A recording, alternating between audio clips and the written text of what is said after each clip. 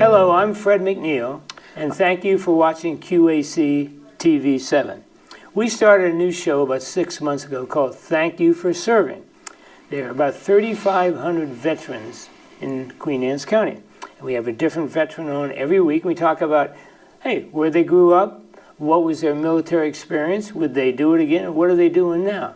Darrin's my guest. Darrin, would you introduce yourself to the folks? Hi, I'm Darrin Pruitt. I was born and raised in Graysonville a long time let me ago. stop. We'll go slow, okay? Okay. And you went to Graysonville Elementary. Went to Graysonville What Elementary. years? I taught there for them. Good Lord. Would have been That's like your first tough test. Yeah, 70 to 74 or Okay, so. earlier than I was. So, Graysonville Elementary. Yep. Centerville Middle. Centerville Middle. You had Mr. Patton probably as your principal. Mr. Patton knew me well. Now, let's go back elementary. Give me some of your favorite teachers at Graysonville Elementary. Let me see. I remember Mrs. Pooley. I remember Mrs. Starkey. Okay. Mrs. Grohlman was a big influence on me. Good. Actually, Mrs. Grohlman helped me out a lot because my brother had just had a severe motorcycle accident. Okay. And he had lost his left leg, and I was having a lot of trouble dealing with that. Okay, and so she just kind of helped you out and took care of you. Right. Yeah, Well, good. she sort of, guided me in the right direction and got me some, special help dealing with that stuff that helped me overcome some Read spelling some- issues yeah, and good, reading good. issues and things. Okay. Now, how about middle school? You have Mr. Patton, who was there 50,000 years, I think. How about teachers there? Let me see. In middle school, I think Mr. Coughlin was 9th grade. So Mr. Artie Coughlin. Yeah. The infamous, he was high school. Oh, Famous yeah. Art But Coughlin. he was. Navy, bless his soul, he's passed. He was pretty important to me. He was a character. Mr. Gary in math class. Gary. I made his life hell, but But he was an influence on you. but I appreciated.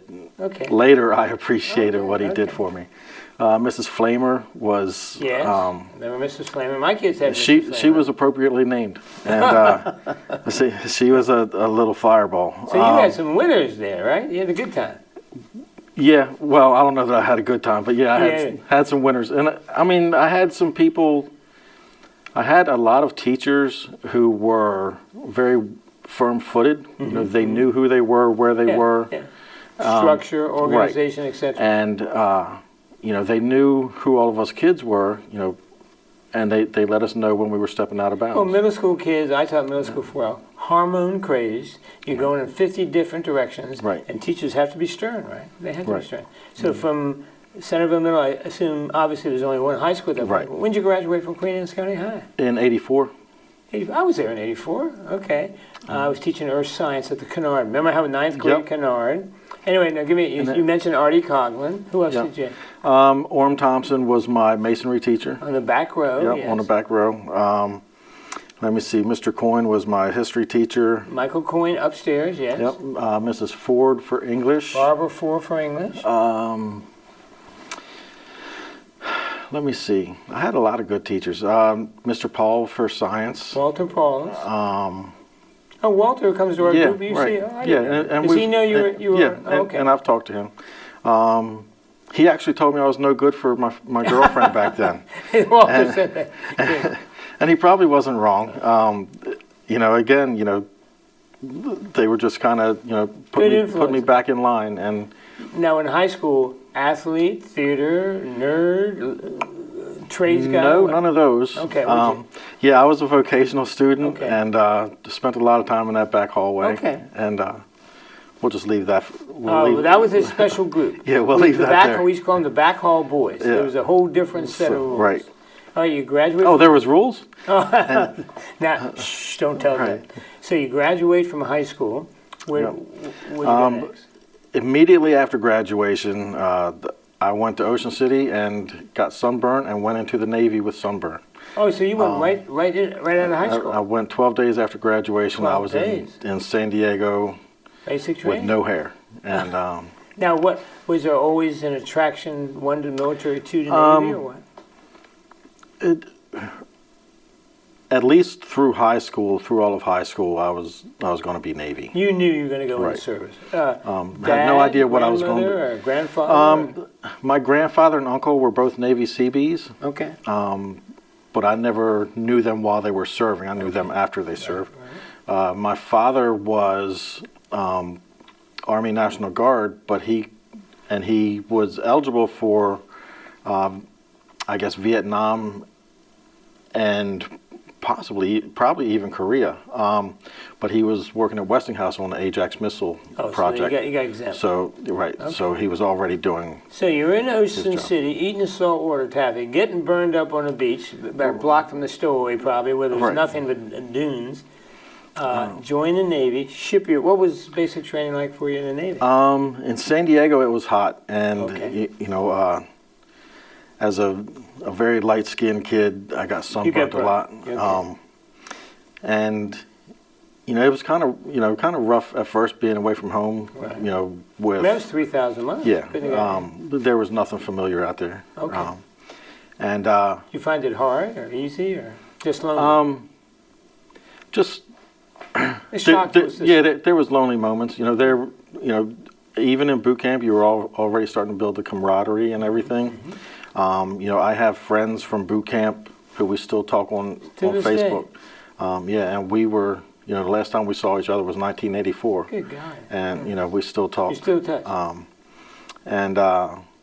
We've all gone in different directions, and we've all had different ups and downs. So you go to boot camp. Now, where was your Army? They call it military occupation specialty. Our A school. Where'd you go? Stayed in San Diego. Went to Point Loma, right next to the submarine base for anti-submarine warfare schools. Oh, okay, so you went now. I was explain to me that experience. What you can tell without shooting me. I mean, it's been a long time ago, so that part I can. Okay. No secrets. No secrets. I can tell you most of it. But I was a sonar technician, which means, basically I was an underwater radar operator. Okay. So we used sound to find things, specifically submarines in the ocean. We did have active sonar, which is, where you go ping and wait for the echo to return. Okay. We also had passive sonar, which is where we just stay quiet and listen to what's around us. Sounds. Now, how long was school? Let me see. I guess it was about, boot camp was 8 weeks. 8 weeks? A school was another 9 weeks. Oh, so it's a pretty lengthy school. Then we went to, a couple more months of, different schools to learn how to, identify different things and things like that. So what they do in the Navy, a little bit, so you go through your basic, and you go to A school, and then they keep sending you other schools to give you more skills. Right. So so you get out, say 6 months. So where did they send you? Were you on a ship right away or sub? Or my first ship was the USS Stump out of Norfolk. Tell us about the Stump. The Stump was pretty cool. I guess everybody's first ship is pretty cool because it's your first ship. Now you're an E1 at that. Help me rank. I was. Or had you gotten 2 or 3? I had just made E4. Oh, already. Well, I had made some deals to get to E4 quickly. Okay. So I had extended for another 2 years to get electronics school. Okay. And then with the electronics school, I also got the E4. So I was E1, E2. I skipped E3 and went straight to E4. Quick, yeah. Of course, it cost you a couple years of your life, but it was worth it probably. In hindsight, it was nothing. Yeah. When I get as old as you, 6 years is nothing. Right. Okay, so you tell me about the So one of the nice things about being in Norfolk, and everybody, really didn't like Norfolk because it's just a big Navy base. Yeah, big Navy base. You're just one in a million. Before let me go back. Army barracks, Army food. Bzzz. How was it as an E4 in the Navy? Living conditions all right? We were in going through schools and things. We were in barracks that had 4 people to a room. Yeah. If but that's not bad. That's better than open if day the guys like in the if the guys in the room were okay, you were okay. And it was pretty good. One of my roommates was from Glen Burnie, so there's a man there. Yeah, and we were all doing sonar. He happened to be on submarines. I was on surface ships. Okay. But we were all doing sonar. So we had things in common. Before we go back to the story, did you have your choice, sub or? Yes. Surface? Oh, you did? Yep. You did look, there's no way you're going to put me in. I'm getting claustrophobia in the studio. No way you're going to put me in the sub. I was in a submarine for 3 days, and that's enough. Oh, Lord. And now that volunteered for it? Yeah, it was kind of a cross-training thing. Okay. And where was How I do going? they do that? I mean, you're in a tin It takes a can. special person. Yes. I mean, because you go down, they down. say that they have this mathematical equation that you have to keep. You have to surface as many times as you Go down. Okay. Okay. Which makes sense. Makes sense. But anyway, you just, even on a ship, when you're out to sea and you get into your You don't even job, think about being a ship, do you? there's not a lot of time Okay. to think about it. Well, it's like being in a plane, even flying. After I've gone to Australia a couple times. After so many hours, it's like, okay, it's like being in your living room. Right. I'm watching a movie and I'm Right. Okay.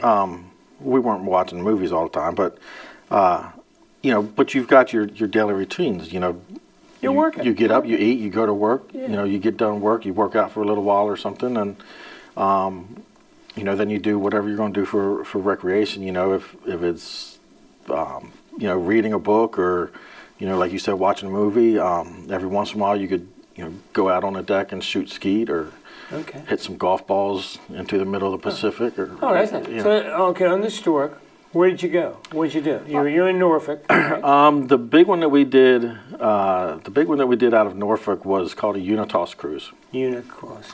And that's a United Americas cruise. And we went all the way around South America. Oh, wow. And we did a lot all of the way, the whole continent. You just go around. Oh, really? Okay. And we hit every coastal country except for Argentina. Really? You would actually dock there? Yeah. Oh, a lot. Okay. Yeah, some of us had girls that would follow, or But actually go port to port. port to For port. real. Yeah, a couple guys got married on that cruise, and So how many, I mean, the little geography I know of South America, we're talking about a lot of countries here, a lot of ports. yeah, we did a lot of at sea, but it wasn't long terms at Okay, sea. so now going into refuel, or provisions, or just duty port calls? No, because even just for if it's just to keep up with practice, most of our refueling and replenishment is done out at sea. Okay, now, So that when it comes time for war, we're used to that. So this was just a maneuver. This is just practice going around. How long did that take? That took about 6 months, and then 6 months to go around South Africa. Really? And then we went over to West Africa to build some schools and work on that type of project. So as an American soldier, you're building schools in West Africa. A sailor, but yes. That's pretty cool, isn't it? And that was cool. And then we came back to the States and we stopped in Puerto Rico to unload or whatever we were going to do. And before we got unloaded, they told us they needed us in Libya. So you thought you're getting leave time, right. port time. So we scarfed down a sandwich in Puerto Rico and headed back to Libya. Now, before we go to Libya, when you went to these ports, would you get 24, 48 hours, or you had to stay on boat? No, we would usually get at least 24 hours. Oh, so you get off the ship for a while. Okay. And so Libya was a hot. Now wait a minute, we're in South America, where it's kind of fun, I would think. South America was fun. West Africa was building schools and cool, just sort of being friendly with everybody. Libya was not. Now, talk about Libya. I know. Is that when we were bombing Gaddafi's family's house, or what? That was right after, and when there was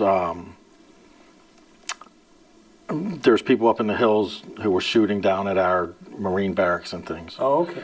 Now, as you go, you're off the coast of Libya, I assume, in international waters, or not? Not so. Not so much. Okay. Yeah. Now, are you on combat alert, or is this? We were. Oh, you were. Okay. There was one time, and I guess I can talk about it now, but we spent a couple of days in the evenings sailing up and down the coast with in what we call full dress. So in Libya. So we had all of the lights, and we had radios blaring and things. Making a lot of noises then. Right, so that we looked like a cruise ship. Oh, you were hoping somebody would come out to pirate you, or what? No, we just wanted them to get used to us being there. Oh, okay. And, so you're all out in civilian clothes, or not? No, full dress is like the ship was in full dress. So we had all these flags and banners and lights and all that stuff. So you're an Army guy who knows nothing. Right, and but anyway, so it looked like a cruise ship going up and down. Interesting. And then all of a sudden, on the third or fourth night, we weren't a cruise ship anymore. So. And that means you would combat. Yeah. Was there shooting and stuff going, exchanging fire? We helped them till a little bit of land over okay. there. All right. And now, how long were you off the coast of Libya? just probably like 2 or 3 weeks. That's a combat zone. And you're on alert the whole time. Right. Well, yeah, we were on alert, and like I said, we helped them till a little bit of land up there in the hillside. Well, us Army guys.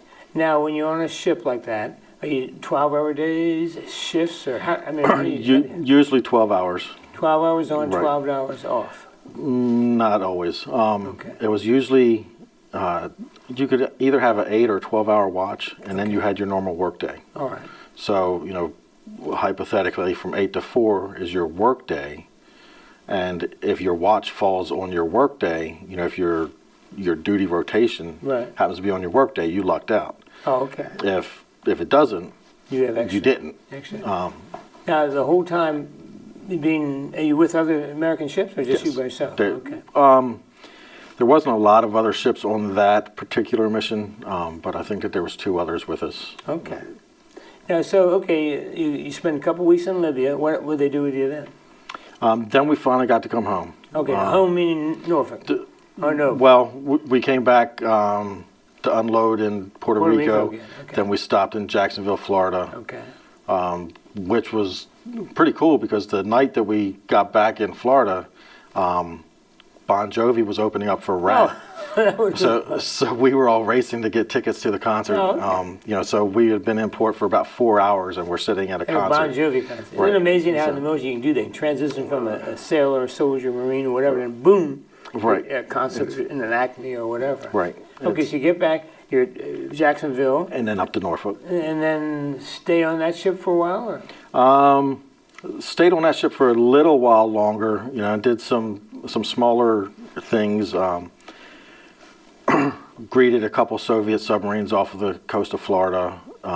When someone said they were out there, Joe was in the airplane flying over, and you were out intercepting? Or just trailing, or what? Well, Joe that we had talked to at the meeting, he flew in P3s. Right.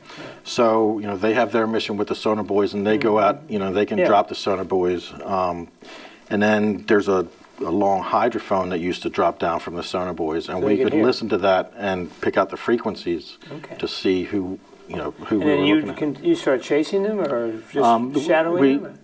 We told them, that we know somebody's down there, come up. They know that you know they're there. Right. So first one of them came up, then another one came It up. actually surfaced. Yes. Really? Well, we didn't leave them a lot of option. You were telling them you got yes. to come up. Oh, We have ways of communicating with each other underwater. now these are American waters, I'm assuming. Or These no? were American waters. And then after 2 of them came up, there was still another one down there, but it was only one down there now. So it was easier to see the frequencies that we wanted. So we told them, what the hull number was, who the captain was, how many people were on board, and what their armament was, and we suggested that they surface right now. Really? And so we escorted them Back to international waters. back to international waters. And And then they went down, and they probably went right back to where to the they spot, play the But game. And this is a game that was continually going on, I assume. right. Okay. Those kind of things were always happening during the Cold War. Well, that was pretty exciting. So how long? It got your heart rate up. I bet it did. How long were you on the story? Years, or months? I mean, the whole time. I was on the Stump from Stump, I'm sorry. The story. Typical Army guy didn't know a yeah. Stump from a story. Go figure. But I was on the Stump from '84 to the beginning of '87, I think. Oh, so you spent 3 years assigned to that ship. Oh, wow. But a solid 2.5. Well, it's like being stationed in right. Korea for 13 months or something. Right. Okay. And then I went back for my electronics school, and that's where I learned to do maintenance on some of the sonar systems. I got to ask this. This is a Sean Connery, whatever the movie was. When Red October. Thank you. Would you actually, as a sonar, would you make the pings to the Russian submarine? Your job, I mean. That was one option. One option, okay. But the problem with that option is when you put that noise out, they know where you are They know too. where you are. Okay. If you're just listening, then you can tell where they are. They don't know where you are. Right. Okay, yeah, that's kind of a fun game, I guess. Yeah. So, Or hopefully they don't know where you are. Right. So after the Stump, you're there 3 years. What did they have you do then? Then I went back to San Diego for more school for the electronics training. Different from sonar? Still sonar, but okay. Instead of being an operator, now I was going to learn to repair the equipment. Oh, okay. You actually got into the maintenance of it. Right. Oh, okay. All right. So what did they do with you then? So, and then they stationed me up in Long Beach. And I used to hate San Diego so bad until I got to Long Beach, and then San Diego was beautiful compared to Long Beach. Long Beach is nothing. Yeah. Right. And on a ship in Long Beach? Or? I was on a ship. I was on the Antietam in Long Beach, and at the time that was one of the newer ships with the Aegis class. Okay. The new Aegis. Is Aegis a destroyer? Again, an Army. Aegis is a guided. Aegis is actually like a full combat system. Okay. Now, would you go out? Now, what was your role there? The role of the ship was primarily anti-air warfare, but I was still an anti-submarine guy on that ship. So what do we do from Long Beach? I mean, do you go out into the Pacific, or what? You did. And looking for what? Enemy planes, or what? Our job would have been to. If there had been war. To engage with aircraft, but we also we were very adept at submarine warfare. So you're doing two functions here. Okay. Contact in the Pacific with Russian subs too? Yes. Oh, right. Yeah. You and Joe are going to have to write a book. He's in the air, you're in the sea. We had some pretty impressive contacts. Did you? Yeah, that they told us couldn't be done, and then we proved it to them. In terms of you found subs that they didn't think you could find. Right. All right. Now, do they always have to surface, or is there, when you're playing this game, is there something? They don't. They run. Yeah. They try to get. They have, even back then, which is getting to be a long time ago now, but they had a lot of different tactics to try to evade.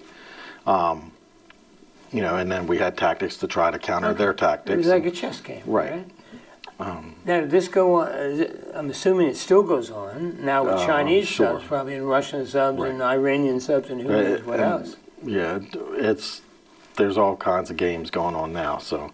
Now, how long were you in that particular game? And I was out of Long Beach from '88 to '90. Okay, so you're 2 years. Yeah. So we did a lot of, not as much of the port stops as we did in the Atlantic, but we did. So no South American trips. No South America trips. The only stops that I made out of Long Beach in 2 years was Seattle and Busan, Korea. Oh, Busan. I was in Tongdushan. You were down south, and I was way up top. I was way down south. Now, how long Korea would be? Did you get into Korea? It's for 72 hours. Oh, 72 hours. 72 whole hours. All right. And then you're back on the ship and taking off. Yep. Now, it would be what, Long Beach to Korea and back, or Long Beach to Seattle? How did that work? We had gone, what was it, Long Beach to Seattle, to a lot of other places, that didn't have land on them, but just a lot of other areas in the ocean that we had to check in. Okay, and the North Pacific? We were in the Bering Sea. We were, through the Bering Strait. Bering Sea is cold. Yes, it is. So is the Antarctic. Yeah, you were up there too? Down there. Oh, Antarctic. Unless you turn the globe. Okay.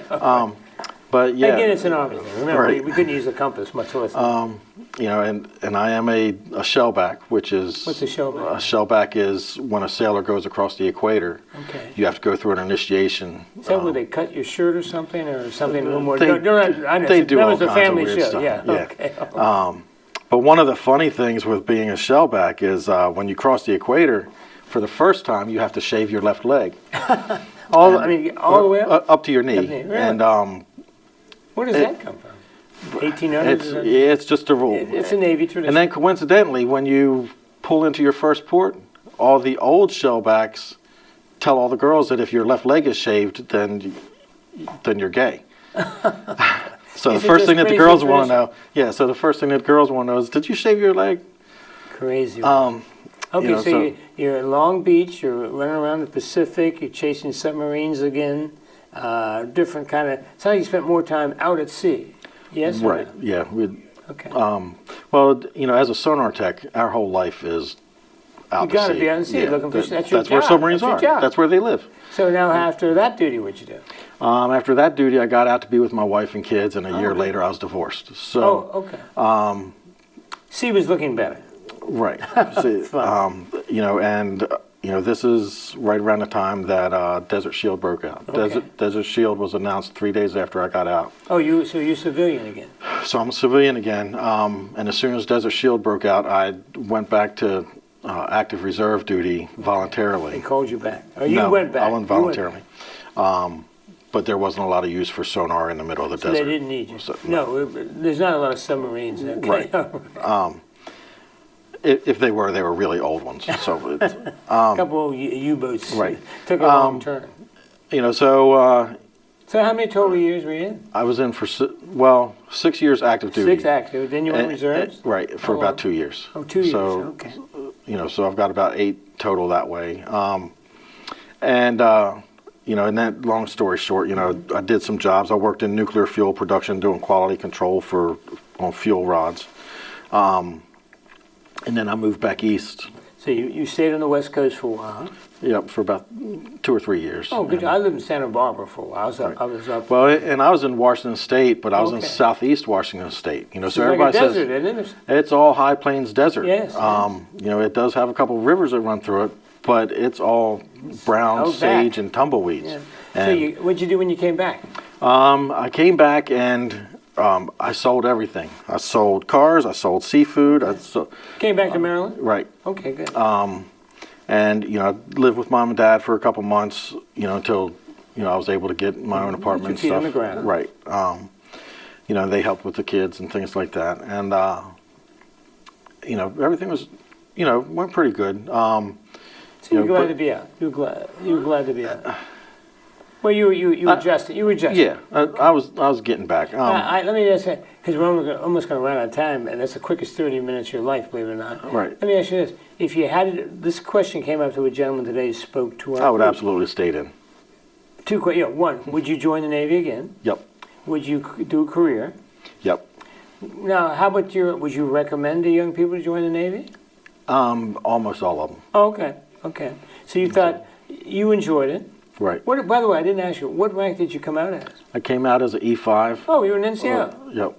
Oh, you had it made. And when I got out, I was testing for E6. Oh, so then you would have had it yeah, made the hard more. part was done. I mean, well, the hardest thing for many people, when you get E5 or E6, they offer you, reenlistment, and you don't, civilian. Right. It's a tough choice, right? You could, retiring at 39, when you look back upon it, might not have been a bad move, right? Right. Especially if you had gotten a career field you like you obviously you like sonar and Right. stuff. Now, do you have any? I know you on another program we're going to talk about your project coming up. We'll get you to come back and I'll do it. So you join the military again. You think young people should do it. Sonar. I don't know anything about that. Sonar still being used big time? Still being used. There's a lot of new electronic nonsense. Yeah, there's a lot of new All the stuff. satellites. I mean, it's a whole different world. Yes. Yeah, I mean, there's just a lot of other different options world. out there now. Now let me ask you: was that not the quickest 30 minutes of your life? It was pretty it's quick. Crazy. Right. Darrin, thank you very much for coming. Thank you for your service. Thank you thanks much. for coming to our Monday meetings. And we will. I promise you, we'll schedule something in October. See, by then, I think your project, which we'll tell the people about then, and we'll introduce them more, okay? Okay, we can Thank do you that. very much. All right. I'm Fred McNeil. Thank you for watching our show. My time's up. Thank you for your time. See you next time. And I'd like to salute all the veterans out there and thank you for your service.